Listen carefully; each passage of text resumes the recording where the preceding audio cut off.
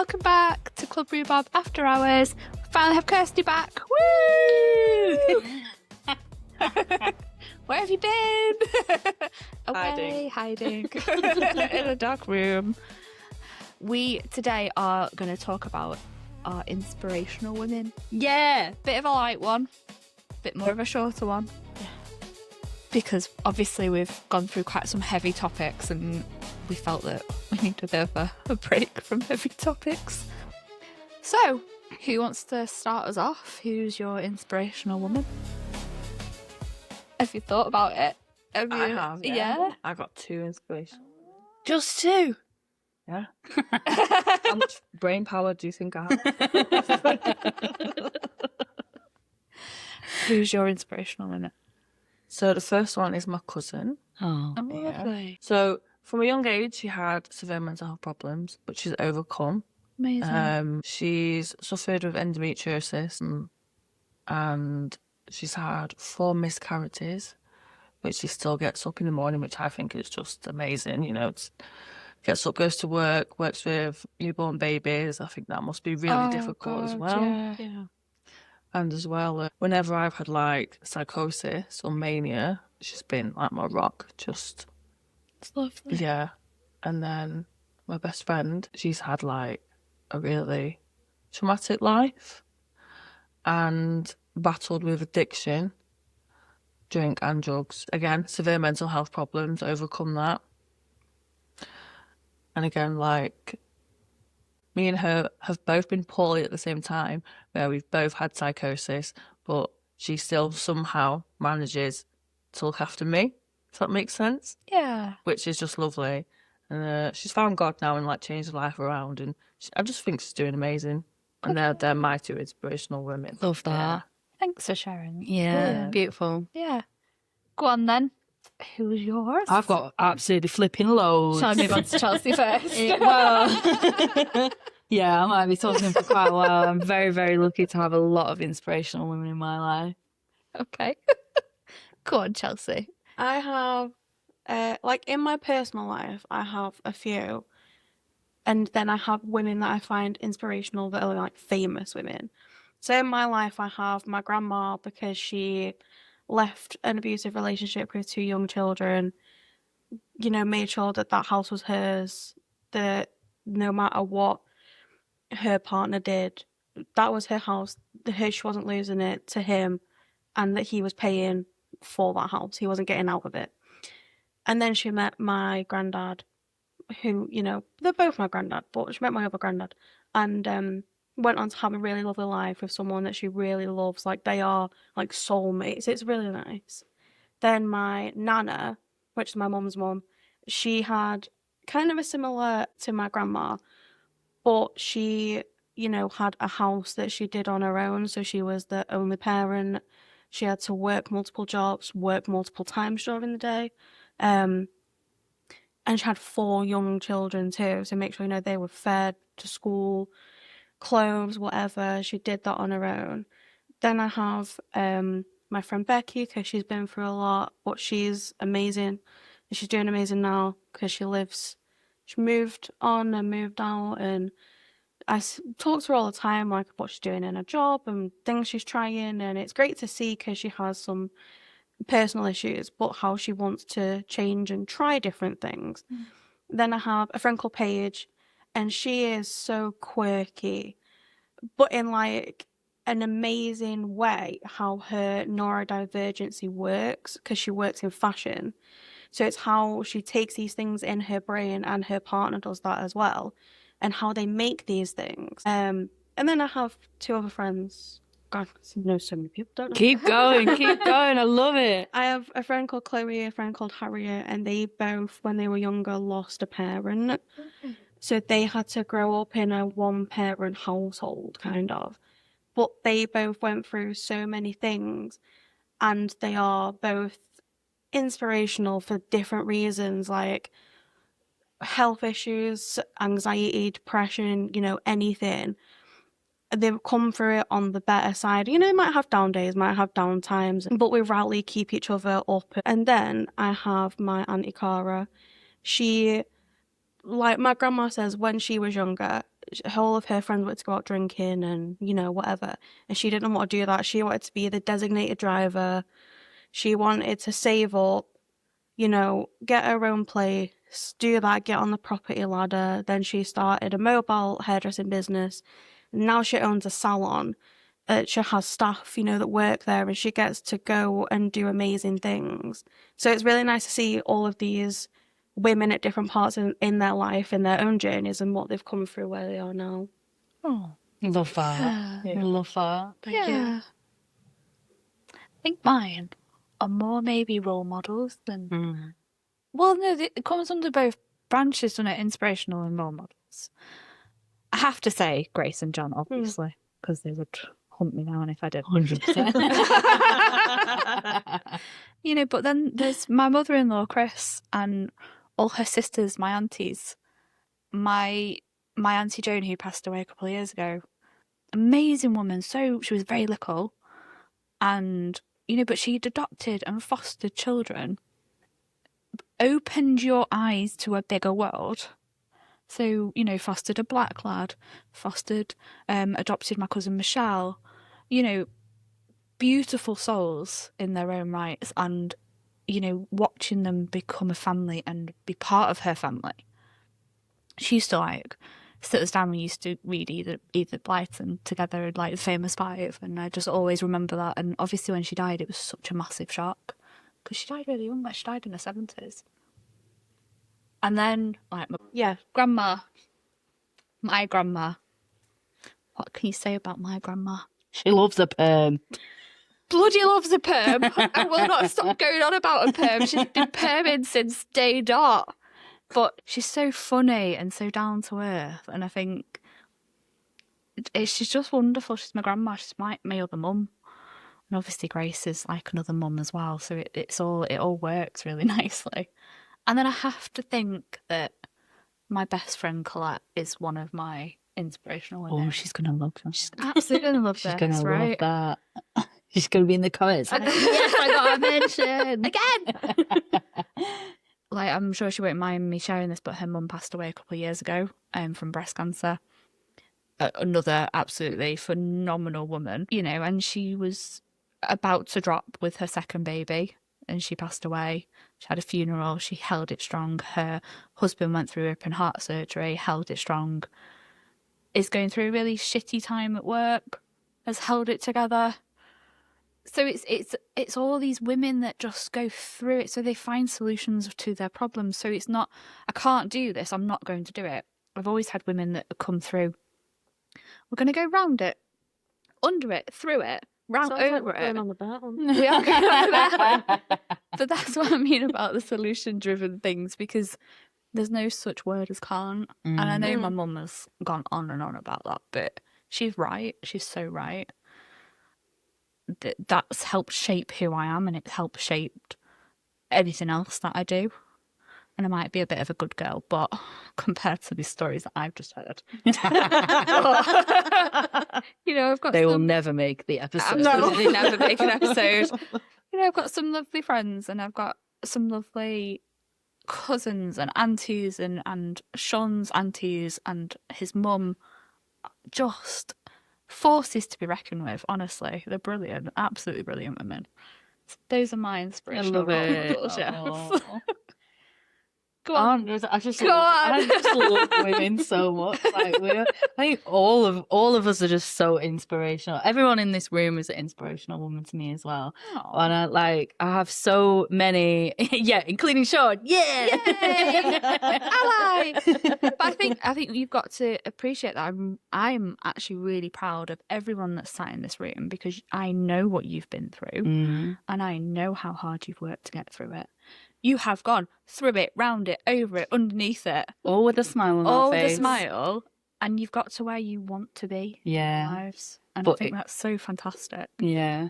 Yeah, I'm extremely lucky to have a lot of inspirational women in my life, and I'm going to name them all. Okay. I will start with my mother, extremely inspirational woman, best role model I could ever ask for. My mum had me when she was 17 years old and defied every teen pregnancy stereotype there is.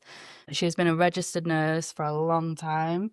She now works in education as well. She's done a degree, her master's, and is now currently doing a PhD. And Wow. I know we're talking about inspirational women, but my dad has been so supportive through that whole process as well. And she wouldn't have been able to flourish into the incredible woman that she is with what she would have, but like with his support, like that has been Somebody pushing. really beautiful to like watch as their daughter and see that. For a man to allow my mum to grow into the woman that she is today and encourage that is beautiful. It's like, she's doing a PhD at the moment, so she's going to be a Dr. Caller soon. She writes articles for the RCN. Don't know what it stands Magazine for. nurses. It's a big magazine for nurses, and she's also on the NCM panel. So Which she is like the governing body for nurses. governing body for nurses. So she reviews like all courses about nursing and mental health nursing and child nursing, all that, any type of nursing course she reviews. If there's changes to that in the UK, she will review it. And like, she's so hardworking. She's always worked hard my whole entire life, and she's always had a really good balance of being like, this is what you can do, and don't let anything stop you from doing what you want to do. And then also having that nurturing side as well. So lucky to have my mum. Like, she inspires me every day. And every time I feel like I can't do something, I look at my mum and be like, my mum's done it, so I can, like, you know, my mum's done that, so I can do that too. Second inspirational woman, my nana. Obviously. My nana, I have literally never experienced such a positive like attitude towards anything. Like, she's just so positive all the time about everything. She's so loving, so caring, so kind. I really like my nana is my inspiration for my style as well, I would say. Always like big jewelry, like necklaces, rings on every finger. Absolutely love it. When I met her, she glinted. She's amazing, isn't she? You've met my nana. Yeah. She's honestly, she's like a ray of sunshine. And again, quite similar to your nana, has gone through really traumatic things, escaped really traumatic things, met an incredible man, my granddad, and now have like a beautiful relationship, beautiful marriage. And they're just perfect. And currently, I hope she won't mind me saying this on the podcast, but she's extremely strong. I'm witnessing her battle cancer for the second time in my life. She had breast cancer when I was younger, and she's now battling stage 4 lung cancer.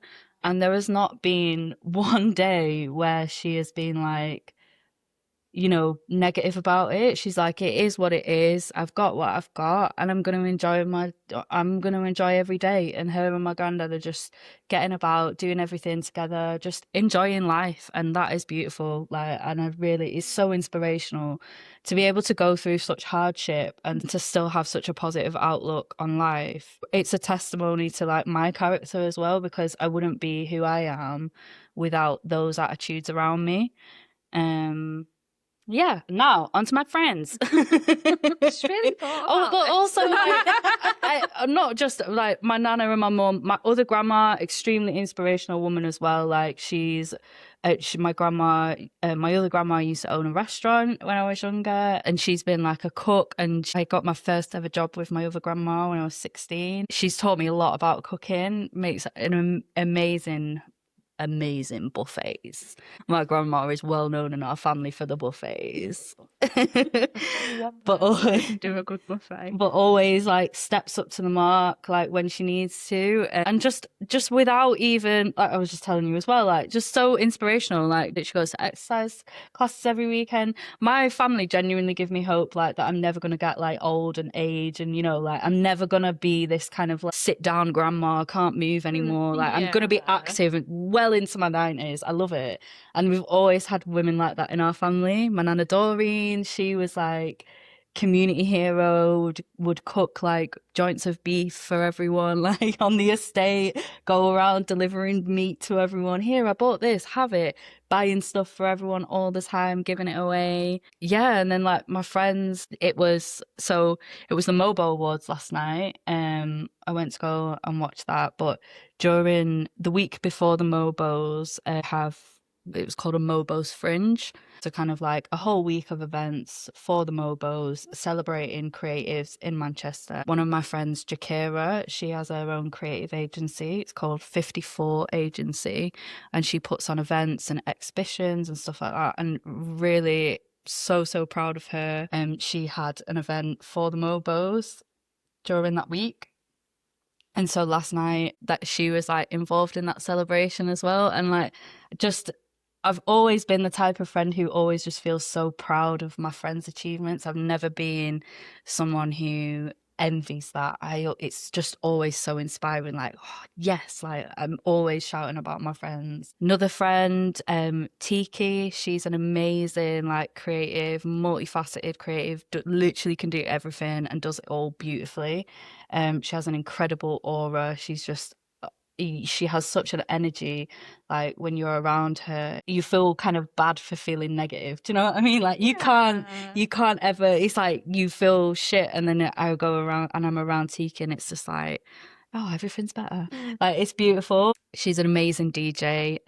My friend Renee, she is an actress and also a single mother to my beautiful niece, and I'm so inspired by her every day and the way that she just, powers through and just deals with everything that she gets given to her, and also the softness as well. Like she's so soft, even though going through all of these things, she remains soft within that, and she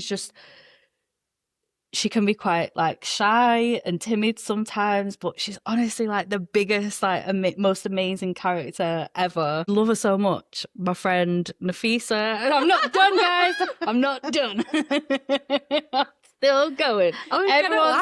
Everyone's getting a mention. My friend Nafisa, she is an incredible 3D designer, graphic designer, 3D designer, and animator. Amazing. Love a woman in technology. So talented, and also just a beautiful soul as well. I was thinking, what makes an inspirational, what is an inspirational woman? Like, is it Grace's mum, for example, was the first black train conductor?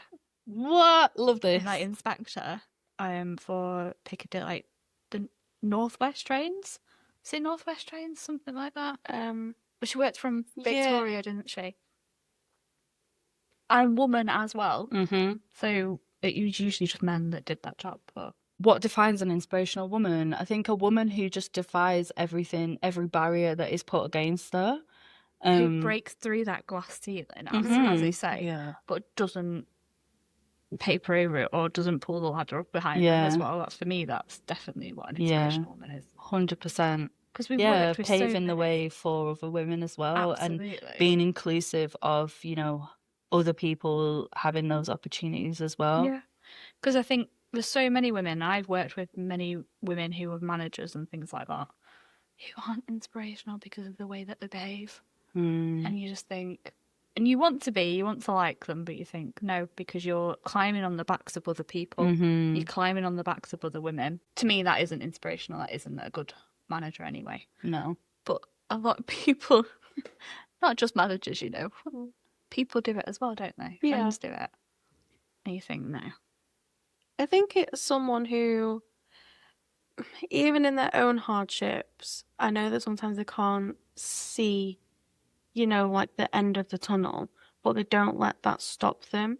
But they're same for people around them. So it could be the constant uplifting, it could be the constant communication, it could be just showing up for things, even the tiniest thing. But I think it's actions, because actions always speak louder than words. And I know words are great in like poetry or literature, but I think it is just like actions and how these women want things to change for women either like themselves, women that they know, or women that are going to come after them, they don't want it to be like what they had to go through. 100%. Definitely. That's my take on inspirational women anyway. But No, yeah, it's it's interesting, isn't it? How many women it takes a village, doesn't it? it really does. And there is like, that's the most beautiful thing about women as well, I think. Like, we always, you know, it's always uplifting each other, involving each other, and doing stuff over that. It's that nurturing, like, maternal instinct, isn't it, that we have embedded in us Yeah. to give that love and care to other people, regardless. Like, it's just a natural thing. Like, another one of my friends, Dida. Oh, she's Seriously. still crying. Everyone's ever mentioned these women need to be uplifted, Absolutely, I and they need to completely hear agree. it, and everyone needs to know how amazing they are, because I wouldn't be the woman who I am today without all of these women.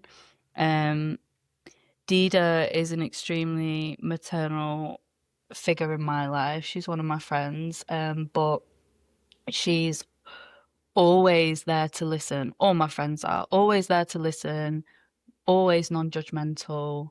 And if they ever are judgmental, it's from a place of care.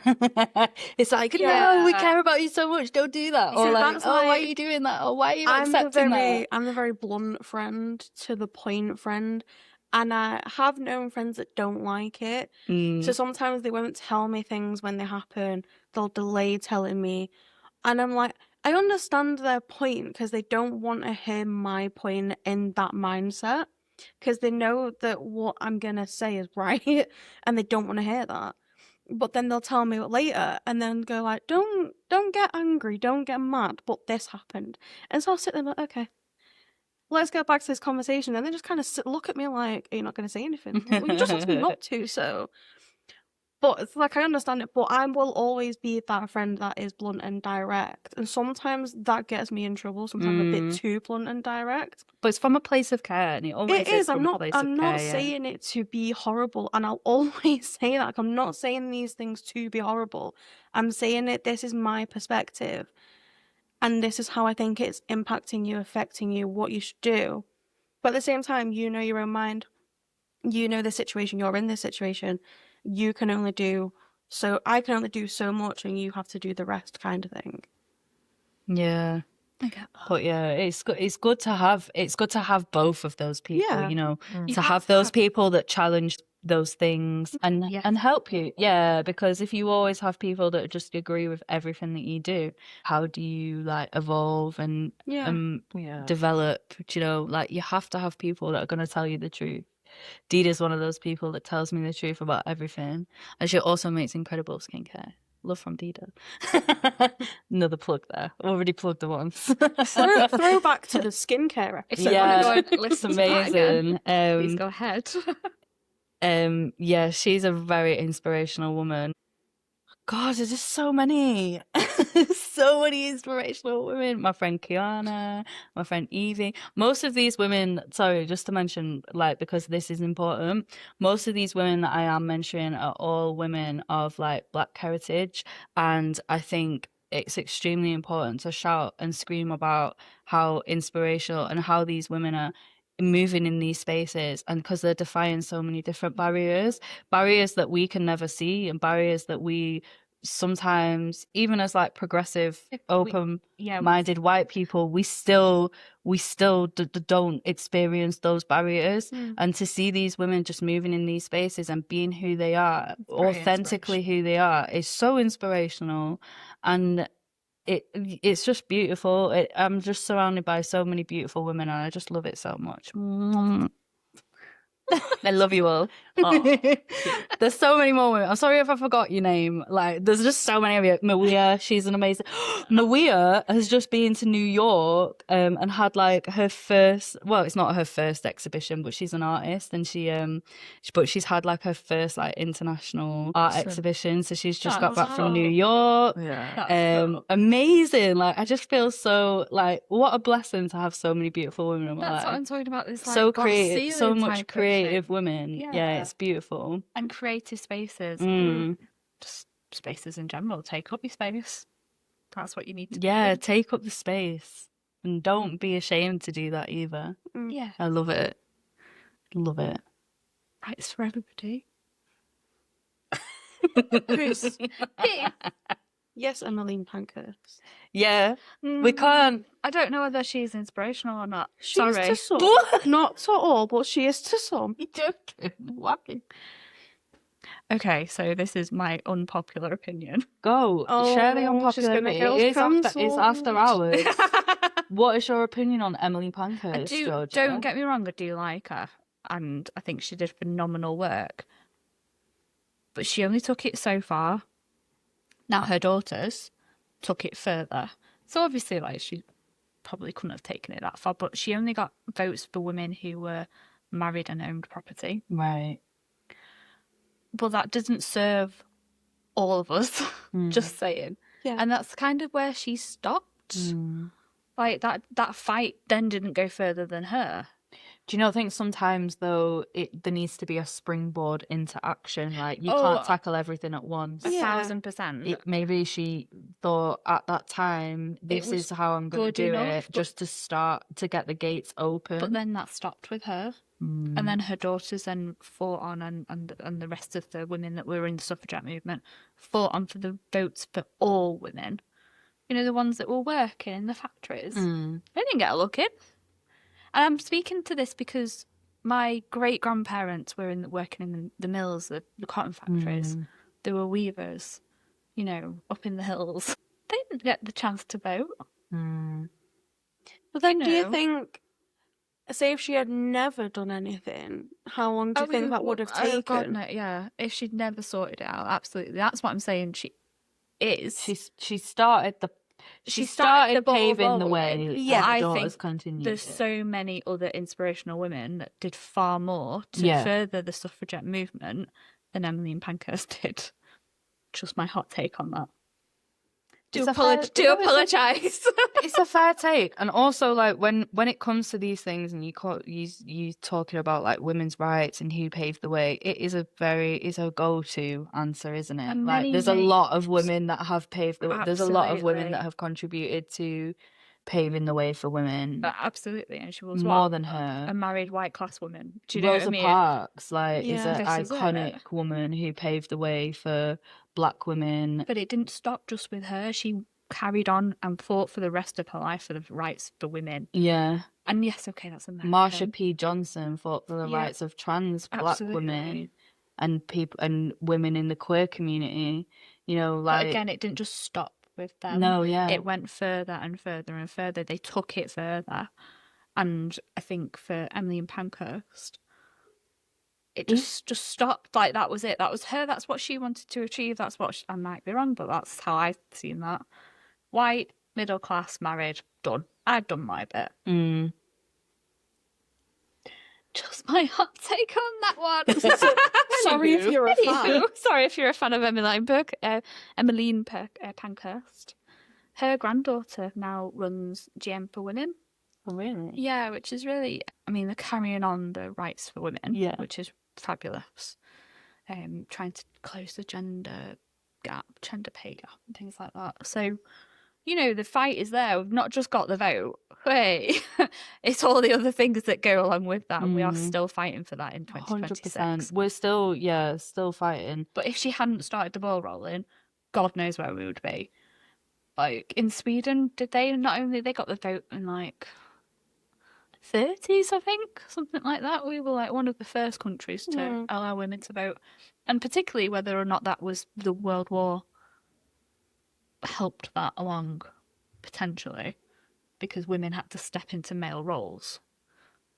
You know, ammunition, probably, things like that. So, you know, society changed again, like they didn't then, when the war ended, these women then didn't just go back home and be in the kitchen. They were still working because they had a job, they had a role to fulfill. Many men didn't come home. Just my hot take. Do apologise if that's like I have George's hot take. Chelsea's got a hot take too. I have one that I found interesting. Okay. There was a lady called Kathleen Drew Baker, and she got a county major scholarship to study botany at the University of Manchester. Oh. And the reason it's interesting is because she revolutionised seaweed in the sushi industry without knowing it. So it got very scientific, and I am not a botanist, so I didn't fully understand it, but I read it anyway. So basically, there's a kind of algae or seaweed that grows in Japan it was called lucky seaweed. I think it only grew, say, at certain times in certain conditions. But she found that it grew on the coast of Wales. So she wrote about it, how like the red dye changes, keep it fresh, whatever. Then a professor in Japan read this paper that she wrote, then was able to use that for the seaweed in Japan, making it so that they could use it more frequently and not have to wait for it to happen naturally. So it's no longer lucky seaweed. So now they hold a festival for her every year, the 14th of April. She's called the Mother of the Sea. And because unfortunately she died, then her kids went. So she never went to Japan, but they have this festival for her. Her kids went and experienced it. It's so crazy how like something that you might not think of that's just in the sea, how it revolutionized That's insane. what like Japan's dish. So do you know when that man on that Manosphere documentary was talking about what have women invented and created? Like, just there's so many things that have been created by women. Ada Lovelace is probably a good inspirational like mathematician. Yeah, and there's so many women that have like had their their studies taken over by men as well. The like DNA, yeah. I'm pretty sure I read something about IVF as well as Jane something. There was a woman as well. We should know these women's names. I know. Let me find out. There was a woman who had who basically did like the first studies on Down syndrome. Oh, I saw that on your thing. Let me find her. Mother. Oh wait, hang on. Oh flipping hell! Like, see what I mean? Everything's just so obviously, varied. I'm not like talking about the Mother Teresa's and stuff because she is definitely not an inspirational woman on my chart. A lady created Or Monopoly. even Florence Nightingale. I'm pretty sure a woman created Wi-Fi as well. I've got some unpopular opinions, haven't I, on women, but We should do George's unpopular opinion corner. You're getting so many corners. I'm gonna have to go into different corners of the fucking room. Different selves in each Women one. who invented things that men took credit for. Oh, shock. So let's go. We have got Hedy Lamarr, wireless communications. She invented wireless communication during the Second World War and developed the idea of frequency hopping, which would have been prevented the bugging of military radios. Unfortunately, the US Navy ignored her patent, later used her findings to develop new technologies. Josephine Barker was like a spy in World War II. She only received the Electronic Frontier Foundation Award shortly before her death in 2000. Imagine waiting that long to get credit for something that you created. Alice Ball cured leprosy. Oh. She discovered the cure for leprosy. She was a young chemist at Kalihi Hospital in Hawaii. Her research sought to find a cure for the disease by figuring out how to inject, I can't say that word, chalmugra oil directly into the bloodstream. She became sick and died in 1916, and a man, I'm not saying his name, took over her studies, and he got the credit for him, and it was referred to his method. Disposable diapers. Marion Donovan, in the 40s, she discovered disposable diapers. I mean, we're in a bit of a different era now, aren't we? Climate change and all that, plastic waste. Some people use like people are reverting back to like cotton diapers, aren't they? Nappies. Monopoly. Elizabeth Maggie Phillips was the woman who created Monopoly. I knew that one. We've got Vera Rubin, who is the first astrophysicist who confirmed the existence of dark matter in the atmosphere. What about the ladies that work for NASA? Yeah. There's a film about them. Hidden Figures. Yeah. There's all these inspirational women, and you think, yeah, it's all the Florence Nightingales of this world get shouted about and not enough. Do you know what's really funny? So I went to an all-girls school and we had houses, and our houses were named after inspirational women. So we had Anne Frank, that was my house. Emmeline Pankhurst. What's the one in Old Trafford that's named Louise, the woman from Manchester University, Louise Dakota, or she was a black woman. Oh, I don't know. Louise. Go on, what's it? While she's Grace has searching. spelled that for you. Anne Frank, Rosa Parks, Emmeline Pankhurst, and Florence Nightingale. So I was in Anne Frank house. They then took one of them away and made it 3.